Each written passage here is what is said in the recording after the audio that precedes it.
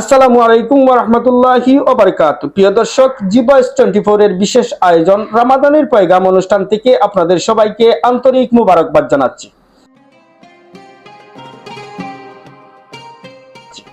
আমাদের আজকের আলোচ্য বিষয় হচ্ছে ঈদে নতুন কাপড় পরিধান করার বিধান কি।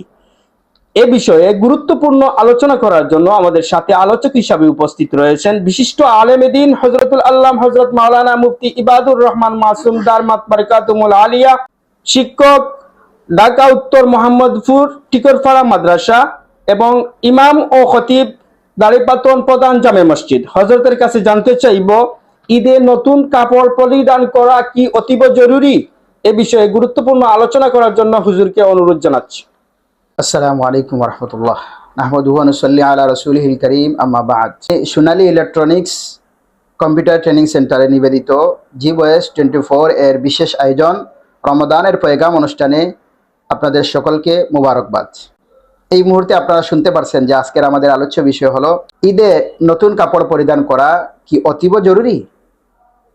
এই বিষয়ে আমরা আলোচনা করার পূর্বে আমরা এটা জানতে চাই, আমরা সবাই এটা শুনবো যে ঈদের দিন যেই কিছু বিষয় আমাদের সুন্নাহ, আল্লাহর হাবিব সাল্লাল্লাহু আলাইহি ওয়াসাল্লামের সুন্নাহ আছে, সেগুলোর মধ্য থেকে একটা হলো যে আমরা ঈদের দিন যখন ঈদগাহে যাব, তো ঈদগাহে যাওয়ার ক্ষেত্রে কি কি কাজ করণীয়। এই ক্ষেত্রে আমাদের সকাল সকাল ঘুম থেকে উঠে গোসল করে মিসওয়াক করে নিজের উত্তম পোশাক পরিধান করে ঈদগাহের দিকে যাওয়া। তো আল্লাহর হাবিব সাল্লাল্লাহু আলাইহি ওয়াসাল্লাম এবং সাহাবাই কেরামের আমল এটা পাওয়া যায় যে ঈদের দিনে সাহাবাই কেরাম নিজের উত্তম পোশাকগুলো পরিধান করতেন।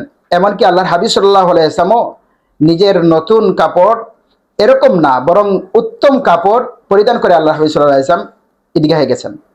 তো এই ক্ষেত্রে আমরা সুনানে কুবরার একটা হাদিসের মধ্যে পাই যে আল্লাহর হাবিব সাল্লাল্লাহু আলাইহি ওয়াসাল্লামের একটা জুব্বা ছিল, যেই জুব্বা পরিধান করে আল্লাহর হাবিব সাল্লাল্লাহু আলাইহি ওয়াসাল্লাম ঈদের দিন ঈদগাহে যাইতেন, আবার জুমার নামাজও পড়াইতেন। কানা লিন নবিয়্যি হুল্লাতান ইয়ালবাসুহা ফিল ঈদি ওয়াল জুমআ। এই হাদিস থেকে প্রমাণ পাওয়া যায় যে আল্লাহর হাবিব সাল্লাল্লাহু আলাইহি ওয়াসাল্লাম একটাই জুব্বা দিয়ে ঈদের নামাজও পড়তেন, আবার জুমার নামাজও পড়াইতেন। তো এই ক্ষেত্রে দেখা যায় এটা হুবহু এখন বাজার থেকে কিনছেন এরকম না। তো আমরা যেই প্রশ্ন এখানে শুনছি যে ঈদের দিন নতুন কাপড় পরিধান করা কি অতীব জরুরি, এই প্রশ্নের উত্তর প্রথমে হবে না, যে ঈদের দিন নতুন কাপড় পরিধান করা জরুরি না। হ্যাঁ, নতুন কাপড় পরিধান করা উত্তম, ভালো। তো সুন্নাহ কি এই ব্যাপারে?